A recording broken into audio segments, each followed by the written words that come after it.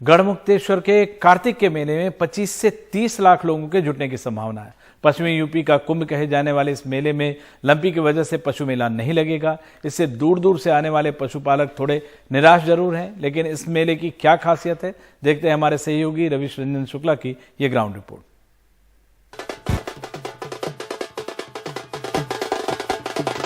ये गढ़मुक्तेश्वर के कार्तिक मेले का एक रंग है। दूर दूर से श्रद्धालु अपने पुरखों को दीपदान करने और मनौती मांगने के लिए गंगा के तट पर पहुंच रहे हैं। 8 नवंबर तक चलने वाले इस मेले का आध्यात्मिक बहुत महत्व है। ये मान्यता है कि कौरव पांडवों का जो युद्ध हुआ था उसमें जो लोग मारे गए थे उनका दीपदान करने के लिए पांडव इसी गढ़मुक्तेश्वर में गंगा के किनारे आए थे। तो इसी के चलते इस मेले का पश्चिमी उत्तर प्रदेश और खास तौर पर आसपास के हरियाणा, उत्तर प्रदेश से सटे हुए जितने भी इलाके हैं उनके लिए बहुत ही खास महत्व रखता है ये मेला। यही वजह है कि हरियाणा के सुमेर मलिक जैसे लाखों परिवार नाचते गाते एक साल बाद कार्तिक मेले में फिर पहुंचे हैं। वो यहाँ 8 नवंबर तक रुकेंगे, फिर स्नान करके अपने घर पलवल लौटेंगे। परिवार के साथ जितनी भी बहनें हैं, मेरी बुआ जी है, चाची है, ताई है, ये ग्रामीण क्षेत्र में परंपरा रही है। ये कुआं पूजन की जब एक छोटा बच्चा होता है तो कुआं पूजन का प्रमुख जो है ये कार्यक्रम होता है ग्रामीण आंचल में, तो ये प्राचीन समय से ही चला आ रहा है। लेकिन आध्यात्मिक महत्व के अलावा इस मेले में बुग्गी से आने की एक पुरानी परंपरा है। यही वजह है कि तमाम परिवारों के पास ट्रैक्टर और गाड़ियां होने के बावजूद वो अपने परिवार के साथ बुग्गी से ही आते हैं। हमारे पास ट्रैक्टर भी है, बुग्गी भी है, मगर हमारे पहले से पूर्वज जो है पहले से बुग्गी से नहाते आए हैं। अच्छा। तो हम वो पूरी परंपरा चलाते आ रहे हैं। कार्तिक मेले में पशु मेले का आकर्षण विशेष होता है। दूर दूर से लोग अपने अपने पशुओं को यहाँ दिखाने, रेस लगाने और बेचने आते थे, लेकिन इस बार लंपी बीमारी की वजह से पशु मेले पर रोक लग गई है। उसके बावजूद संदीप जैसे पशु प्रेमी अपने अपने पशुओं समेत यहाँ पहुँचे हैं। बांस का मुरब्बा खाते हैं। हाँ जी,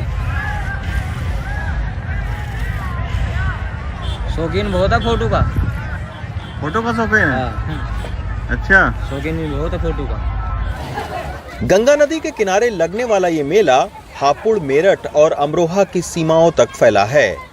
मेले में 25 लाख से ज्यादा श्रद्धालुओं के जुटने की उम्मीद है, लिहाजा पुलिस की व्यवस्था भी चाक चौबंद है। जिस दिन कार्तिक पूर्णिमा की रात को दीपदान भी यहाँ पे होता है, तो लगभग 25 से 30 लाख लास्ट ईयर भी यहाँ पे श्रद्धालु आए थे जिन्होंने उस दिन यहाँ पे गंगा जी में स्नान किया था। तो उनके लिए भी हमारी पूरी व्यवस्थाएं रहती हैं। रूट डाइवर्जन जो है वो भी आज से इम्प्लीमेंट हुआ है और उसकी भी हमारी पूरी प्लानिंग हो गई है। हमारा लगातार यही प्रयास है कि जो श्रद्धालु यहाँ पे आते हैं उनको किसी भी प्रकार की असुविधा ना हो। आध्यात्मिक महत्व के अलावा इस आधुनिक दौर में गढ़मुक्तेश्वर के कार्तिक मेले में आपको पश्चिमी उत्तर प्रदेश के ग्रामीण संस्कृति की कई झलक देखने को मिलती है, जो इसे खास बनाती है।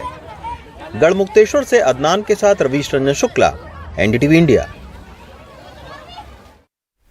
महाराष्ट्र के अहमदनगर में लंपी वायरस के मामले एक बार फिर से बढ़ने लगे हैं। 31 अक्टूबर से 3 नवंबर के बीच अहमदनगर में लंपी वायरस के कारण 176 मवेशियों की मौत हुई, जिससे किसानों की परेशानी बढ़ा दी। अहमदनगर में रहने वाले किसान रघुनाथ आढ़व के पास एक गाय थी जिससे उनका घर चलता था, लेकिन 3 दिन पहले लंपी वायरस से उसकी मौत हो गई। प्रशासन का कहना है कि भारी बारिश के बाद मवेशियों की मौत की संख्या बढ़ी है। आढ़व का पूरा परिवार गरीब है, ये प्रशासन से मदद की गुहार कर रहे हैं। हमारा पूरा परिवार गरीब है, सरकार से हमें भरपाई मिलनी चाहिए। वो 25 अक्टूबर से लंपी से बीमार थी और उसका ट्रीटमेंट हमारे अंडर ही चालू था। उसने बहुत अच्छा रिस्पांस दिया था पहले तो, लेकिन बीच में जब बारिश हुआ और ठंडी बढ़ गई तो उसको निमोनिया हो गया। तो निमोनिया होने से उसका पूरा जो लंग्स है वो पूरा पैक हो गया और इसकी वजह से उसका आज सुबह सडनली डेथ हो गया। कल तक वो खा पी रही थी, आज सुबह 9:30 बजे उसका सडन डेथ हो गया। अहमदनगर जिले में पिछले कुछ दिनों से मवेशियों में लंपी के कारण मरने की संख्या में बढ़ोतरी हुई है। 31 अक्टूबर को 50 मवेशियों की लंपी वायरस से यहां मौत हुई है, जबकि 1 नवंबर को 43 मवेशियों की 2 नवंबर को 50 और 3 नवंबर को 33 मवेशियों की मौत हुई है।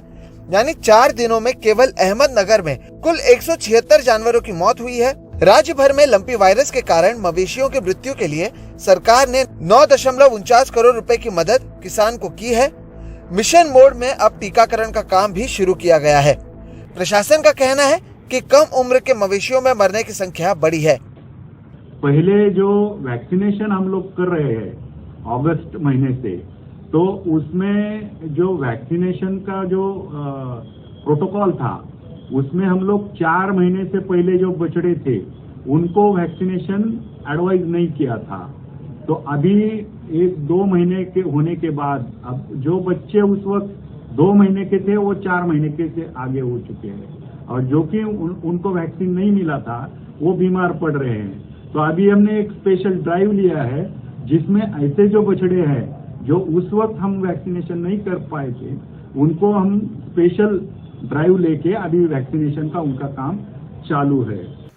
भारी बारिश के कारण किसानों की फसल पर भारी असर पड़ा है और अब लंपी वायरस के बढ़ते मामलों ने अहमदनगर के किसानों की परेशानी और बढ़ा दी है। अहमदनगर से सागर दुस्सल के साथ मुंबई से सोहित मिश्रा, एनडीटीवी इंडिया। हिमाचल प्रदेश में चुनाव की तारीख नजदीक आने के साथ ही प्रचार तेज हो गया है। कल नगरोटा में कांग्रेस महासचिव प्रियंका गांधी ने रैली की और रोजगार के मुद्दे पर बीजेपी को घेरा। वहीं बीजेपी अध्यक्ष जेपी नड्डा ने मंडी में रैली करके कहा कि कांग्रेस बेरोजगार है, इसलिए सत्ता में आने के लिए तड़प रही है। आज कांग्रेस हिमाचल प्रदेश में अपना घोषणा पत्र जारी करने वाली है।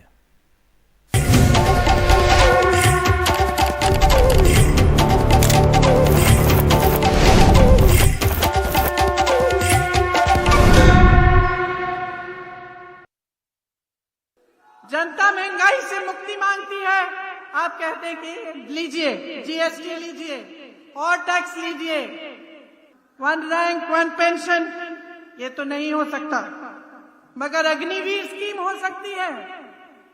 अग्निवीर स्कीम हो सकती है जिससे सेना को ठेके पे दिया जा रहा है। कि क्या कहना चाहते हैं ये लोग?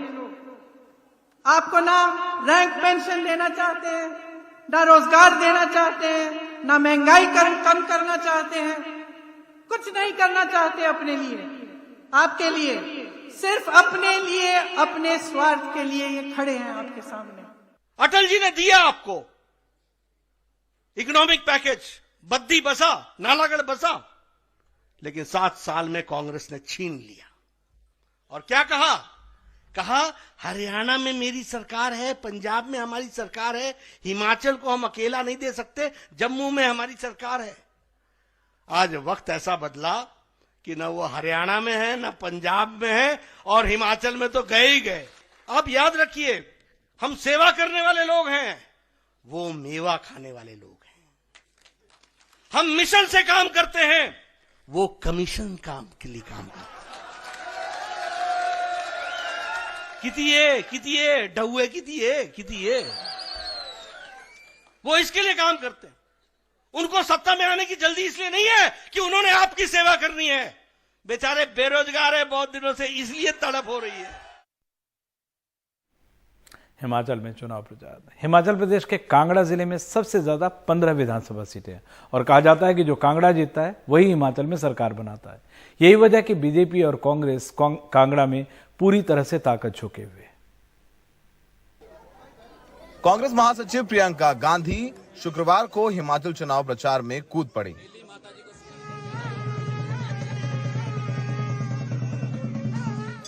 सबसे पहले वो ज्वाला देवी मंदिर पहुंची, वहां पूजा करने के बाद कांगड़ा जिले के नगरोटा विधानसभा में रैली को संबोधित किया। प्रियंका गांधी का स्वागत हिमाचली टोपी पहनाकर किया गया। कांगड़ा से 15 विधायक भेजने को तैयार है।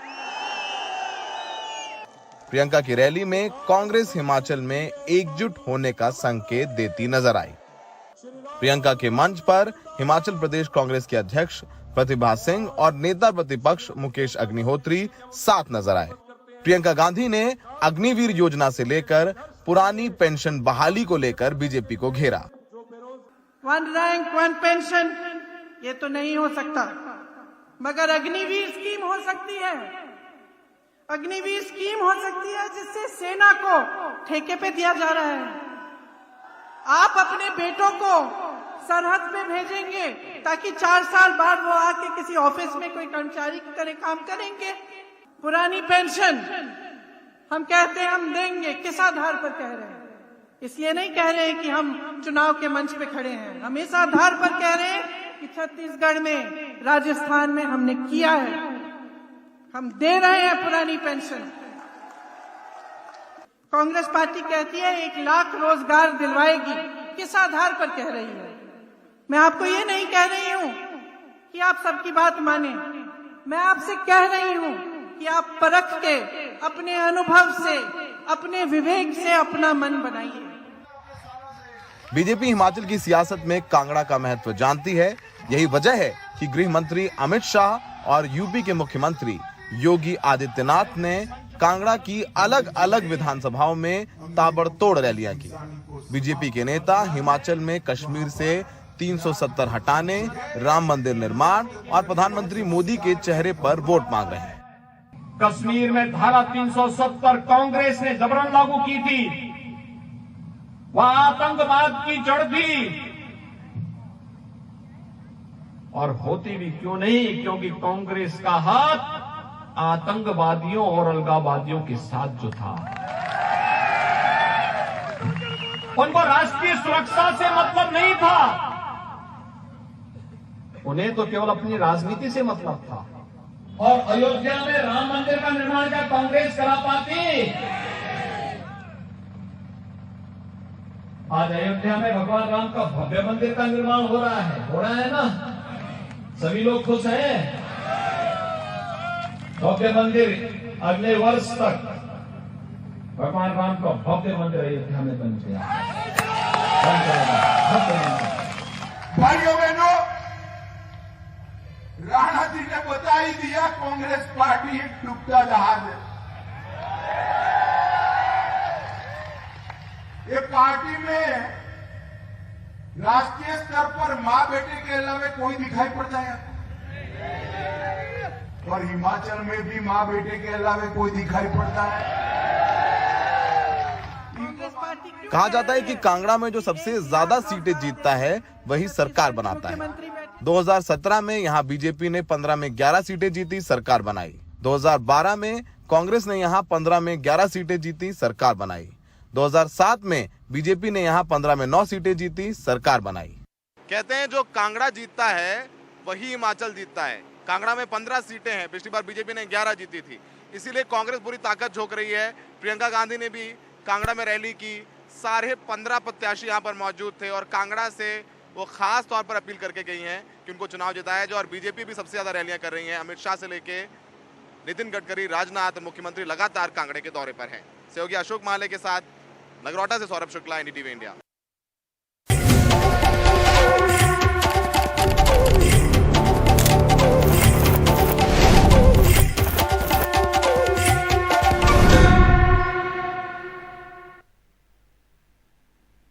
और हिमाचल के बाद गुजरात का दंगल, बाद गुजरात चुनाव की आम आदमी पार्टी ने आपके मुख्यमंत्री उम्मीदवार की घोषणा कर दी। इसुदान गढ़वी जो टीवी एंकर हैं, मशहूर रहे, आपके मुख्यमंत्री पद के उम्मीदवार चुने गए। गुजरात के चर्चित टीवी एंकरों में से एक हैं और गढ़वी जाति के हैं, ओबीसी में आते हैं। गुजरात में ओबीसी की आबादी 48% है, लगभग आधी आबादी ओबीसी है। उन्होंने जून 2021 में आम आदमी पार्टी की सदस्यता ली। गढ़वी ने कहा कि राजनीति में आना आम आदमी का शौक नहीं है, मजबूरी है।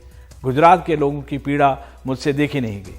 उधर अरविंद केजरीवाल ने घोषणा के बाद कहा कि परिवर्तन का मन बना चुकी है गुजरात की जनता। गुजरात की जनता ने अपने नए सीएम का नाम चुना है। और इस आपके मुख्यमंत्री उम्मीदवार इसुदान गढ़वी से बातचीत की हमारी सहयोगी तनुश्री पांडे ने। काफी यहाँ पे गढ़ है सर, पिछले 27 साल से भारतीय जनता पार्टी यहाँ पे जीतती आ रही है। आप अब चीफ मिनिस्टेरियल फेस यहाँ के डिक्लेयर कर दिए गए हैं। आम आदमी पार्टी पहली बार यहाँ पे इस रणनीति में उतर रही है। प्रैक्टिकली बताइए सर, कितना आपको उम्मीद है कि जीतेंगे या उनकी इमेज डेंट करेंगे, क्या है असलियत? गुजरात में भाजपा लोकप्रिय नहीं है, मजबूत विकल्प नहीं था। जो विकल्प था वो बिक जाता था। गुजरात की जनता विश्वास करे तो किस पर करे। 2017 में 99 पे बीजेपी थी, अगर गढ़ होता तो 150 सीट नहीं होती क्या? इसलिए किसी का गढ़ नहीं होता है, गढ़ सिर्फ जनता का होता है, पहली बात। दूसरी बात कि आम आदमी पार्टी और अरविंद केजरीवाल जी उम्मीद बने हैं गुजरात की। आज किसानों को उम्मीद है, 53 लाख किसान है, वो किसान समाज बनकर वोट करने वाले हैं। 50 लाख बेरोजगार युवा हैं, उनको उम्मीद है अरविंद केजरीवाल जी पे, जो कहते हैं वो करते हैं। वो पेपर लीक के बिना एग्जाम लेंगे तो वो वोट करेंगे। आप यहाँ देखो, कर्मचारी वर्ग, इतना शोषण होता है आउटसोर्सिंग कर्मचारियों का, वो 8.5 लाख यहाँ परिवार के साथ वोट करेंगे। यहाँ देख लीजिए आप, गरीब, वंचित, शोषित, महंगाई से पीड़ित है, वो वोट करेंगे। तो एक बार आप देख लीजिए गुजरात में क्यों उम्मीद बनकर आम आदमी खड़ी है, इसलिए क्योंकि लोग तो इंतजार कर रहे थे, अच्छा विकल्प नहीं मिल रहा है। और इस बार अरविंद केजरीवाल जी, उनकी गारंटियां लोगों में, हमारे लाखों कार्ड बिके, लोग इंतजार कर रहे थे, ढूंढ रहे थे कि आम आदमी पार्टी का गारंटी कार्ड कहाँ है। क्यों? क्योंकि अरविंद केजरीवाल जी जो बोलते हैं वो करते हैं। आज दिल्ली में अच्छी स्कूलें की, मोहल्ला क्लिनिक की, महिला मोहल्ला क्लिनिक चालू किया, अब करप्शन फ्री किया। पंजाब में आप चले जाओ, करप्शन फ्री हो गया। पंजाब में आपके कोई मांगता है अगर करप्शन, ऑडियो वीडियो रिकॉर्डिंग कर लो, वो जेल में चले जाता है। पंजाब में 3 महीने के अंदर बिजली फ्री कर दी। अब देख लीजिए, अगर यहाँ दूसरी सरकार होती 4.5 साल बाद जागती। हम चुनाव के लिए राजनीति नहीं कर रहे हैं, हम गुजरात की जनता के लिए, देश की जनता के लिए राजनीति कर रहे हैं। और हमें पूरी उम्मीद है कि अरविंद केजरीवाल जो बोलते हैं वो करते हैं, इसलिए गुजरात की जनता विश्वास करेगी। जैसे ही आप अगर आम आदमी पार्टी सरकार में आती है गुजरात में, व्हाट आर दोस 3 थिंग्स? पहली वो 3 चीजें जिसमें आप आते ही एक्शन लेंगे या आते ही उनको ठीक करेंगे या उन पे काम करेंगे, पहली 3 चीजें बता दीजिए। देखो, मैं किसान का बच्चा हूँ, मैंने किसानों की मुश्किलें बहुत देखी है। मैं पहले तो 1 टाइम उनके कर्जे माफ करेंगे। कर्जे माफ करने के बाद किसानों को 3 की बहुत जरूरी है। एक तो दाम मिलने चाहिए, दूसरी उनको बिजली मिलनी चाहिए 12 घंटे दिन में मिलनी चाहिए, और तीसरी सिंचाई की व्यवस्था उपलब्ध कराएंगे 1.5 साल के अंदर। दूसरा, भ्रष्टाचार खत्म करेंगे। हम एक नंबर डिक्लेयर करेंगे, उसमें अगर आम आदमी पार्टी का मंत्री भी होगा तो वो भी जेल में जाएगा। तो ये जो पैसे बचेंगे, तो 1 मार्च से हम सभी की, भाजपा के पन्ना प्रमुख की भी बिजली फ्री करेंगे, कांग्रेस के कार्यकर्ताओं की भी बिजली फ्री करेंगे। और अच्छा, अब तक ये लोगों के लिए फ्रीबीज था, आप लोग सरकारी पार्टीज के लिए भी फ्रीबी वो कर देंगे? बिल्कुल। वो देखो, पन्ना प्रमुख है, मैं तो मान रहा हूं कि पन्ना प्रमुख को भी बोल रहा हूं कि अगर आप भाजपा को वोट देंगे तो वो क्या करेंगे, अपने नेता को बड़ा बनाएंगे। लेकिन आप आम आदमी को वोट करेंगे, आपकी बीवी को बिजली बिल भरना नहीं पड़ेगा, हम भरेंगे। और ये अरविंद केजरीवाल जी ने वादा किया है। महिलाओं को 1000 रुपया सम्मान राशि का बात है, 3000 बेरोजगार युवाओं को भत्ते की बात है, और नवंबर तक हम सभी सरकारी जो कचहरियों में खाली जगह है वो भरेंगे।